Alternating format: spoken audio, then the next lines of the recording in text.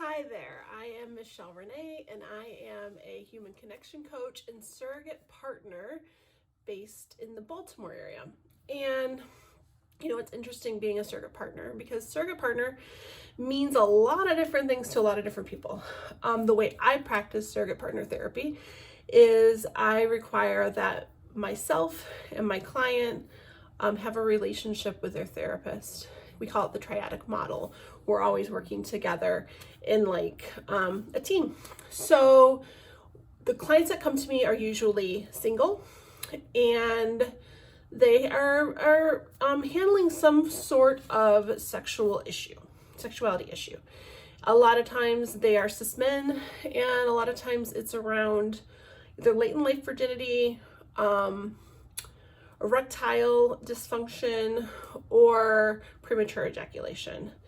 And occasionally I work with cisgendered women and trans people, and for various, similar sexual performance issues. So what happens often is that I get requests from men that are looking for a sex worker, maybe a more compassionate sex worker, where they can work through those difficulties, but without the triadic model. And that work is totally legit. It's just not something that I currently offer. So fast forward, and what spurred this video today was a request that I received, and it just has this theme to it, and I want to talk about it. So it generally looks like a married man who will tell me that there's no emotional intimacy in their marriage. That also translates to usually a sexless marriage, even a marriage completely devoid of any touch. And then they'll have some kind of sexual performance issue, and they're coming to me, and this is the part that gets me. And they'll say something like, I want to stay married. We're more friends than lovers. And then it's also with that whole statement of no emotional intimacy. And the first thing I want to say is, I have emotional intimacy with my friends and my lovers. So is that person really your friend? Or do you mean more like a roommate?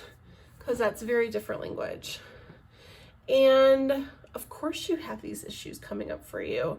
Part of really healthy sexual contact is intimacy. And intimacy does not mean sex, right? It's closeness. And some people can do sex without intimacy, and some people can't.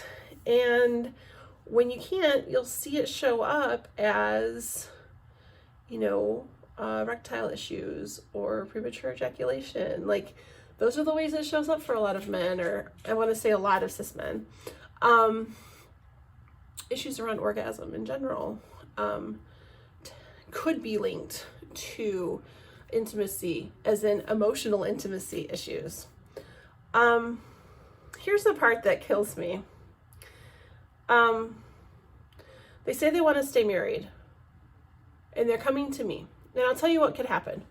I could see them for a non-sexual session. If they could explore that side, like, we could do kind of like a human connection session that includes some cuddling and includes like intentional touch training and like how to really experience intimacy. They would experience intimacy with me, right? And we wouldn't even have ever had to have any kind of sexual contact. Now, I would be happy to do that if they would translate that and go home and be vulnerable with their partner. Here's the thing. That's not what I don't think they really want to work on it with their partner. Like this recent request said, he longs for intimacy, but doesn't want to participate in mindless encounters with prostitutes. There's so much wrong with that statement. Sex workers, which is what we nowadays is a much more accepted term than prostitute. Sex workers are wonderful. And the fact that you've already discounted them as mindless encounters, I'm going to say you clearly haven't experienced either the right prostitute or sex worker, or you've never experienced them at all and you're taking something from the media. Sex workers are important. I think it's totally legitimate to seek out a sex worker. What I don't like is when you think coming to me would be not seeing a sex worker. It's exactly what you're asking for. You don't want to work with a therapist and you want physical intimacy with me. That makes me a prostitute. And I wish the world could get a grip on that. I think they're super useful. It's so much better to go see a sex worker than to have an affair with what we'll call a civilian, right? If you're wanting to like protect your marriage, I get it. But here's the thing. I have to ask the question, what are you protecting? Because if you don't have emotional intimacy with your partner, like it happens. I, will find myself, sometimes feeling disconnected from my partner. And you know what solves it? Some vulnerability. Turn to my partner and I say, I feel really disconnected right now. What can we do to reconnect? And surprisingly, it's not sex all the time. We will reconnect with sometimes like watching an episode of Queer Eye together and getting to like swim in empathy and cry a little bit together. Like that connects us. Sharing what are we afraid of? Like there's ways to have intimacy that are not sexual. And if you're watching this and you're tempted to contact a professional cuddler, a surrogate partner, anybody who's providing safe touch to get your needs met when you're married, I want to really, really, really encourage you to find a way to have vulnerable conversation with your partner. Go to couples therapy. Talk about where the disconnect is, because coming to one of us will not solve your problem. And I have been in a marriage that was disconnected.